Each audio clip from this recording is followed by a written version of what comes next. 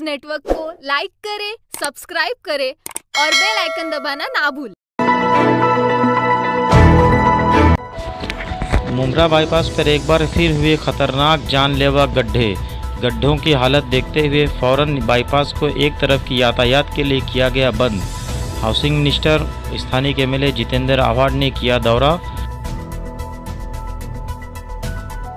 इसकी तुरंत इंक्वायरी करनी चाहिए जी, और इसके ऊपर जिन ऑफिसरों ने काम पे ध्यान देने का उनका जिनका काम था उनको तुरंत सस्पेंड कर देना चाहिए, क्योंकि काम एकदम थर्ड ग्रेड हुआ। कल 12 बजे मैंने सबको बुलाया है जी, जगह पे आके वो इसका जायजा लेंगे जी। मुझे लगता है कि ये रोड बंद कर देना चाहिए जी, और फिर से एक बार नया रोड करना चाहिए। और ये जो पतरा है वो जो नीचे तो मैंने बार जो भी क्या कह रहे हैं छुपाने के लिए मुझे मालूम नहीं जी, लेकिन आई-बीम के सिवाय ये रुक ही नहीं सकता है जी, क्योंकि यहाँ से आपको मालूम है 100 ट्रक तो जाती रहती है जी जी जी। तो यानी 100 ट्रक यानी 10 टन की अगर एक ट्रक देखे तो 1000 टन का माल जाता है जी। तो 1000 टन का स्ट्रेस लेने के लिए उतनी सी पट्टी कहाँ आई।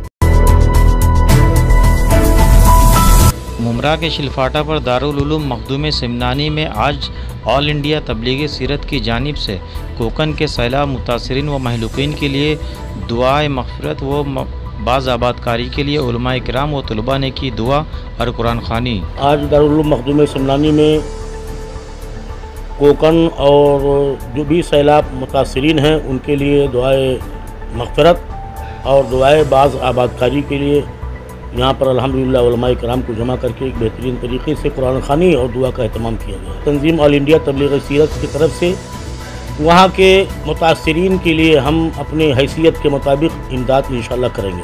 कौम व मिल्लत और बल्कि हर ज़ी शऊर इंसान से मैं ये गुजारिश करूँगा कि भाई इंसानियत का सबूत देते हुए अपने अपने तौर पर हर आदमी उन परेशान हाल इंसानों की मदद करे। यही हमारी इंसानियत है और इंसान ही का हमदर्द होता है। पूरा मुल्क सैलाब के कहर से में डूबा हुआ है और उनके जो इंतकाल कर गए हैं उनके लिए दुआएं मग़फ़िरत की गई और उनके बाद आबाद के लिए दुआ की गई और लोगों से अपील की जाती है कि उनके लिए अपने हैसियत मुताबिक बढ़ चढ़ कर उनके बाज़ आबादकारी में हिस्सा लें।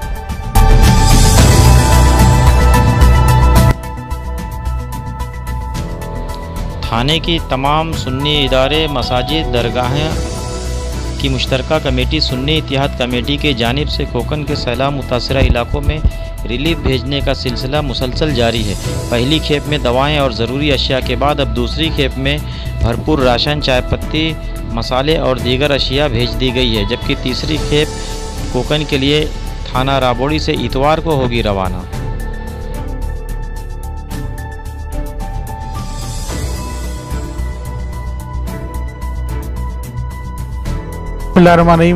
सुन्नी इत्तेहाद कमेटी हमारी पूरे थाना सिटी की जितनी मस्जिदें हैं, दरगाह है, जितने भी हमारी सोशल एक्टिविटीज़ करने वाली कमेटीज़ हैं, इन तमाम कमेटी के एक फॉर्म सुन्नी इत्तेहाद कमेटी है। इसके प्लेटफॉर्म से हमने कोकन के अंदर जिस तरीके से जो बाढ़ आई है, जो सैलाब से जो लोग परेशान हैं, उनके लिए हम लोगों ने जो है यहाँ पर रिलीफ पहुँचाने के लिए प्रोग्राम अरेंज किया था।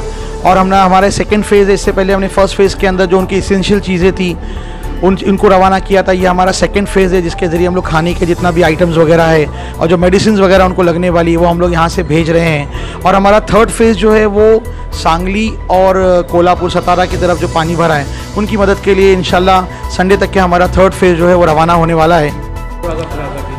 फर्स्ट जो हमने फेज़ रवाना किया था उसके अंदर स्पेसिफिक हम लोगों ने बच्चों के दूध के पाउडर्स, उसी के साथ नहाने का वगैरह, कपड़ा वगैरह धोने का साबुन, मिक्सी, टॉवेल, लुंगी वगैरह, कोलगेट वगैरह, कैंडल्स वगैरह, इन तमाम चीज़ों को प्रायोरिटी हमने दी थी। डायबिटीज़ की मेडिसिन, ब्लड प्रेशर की मेडिसिन।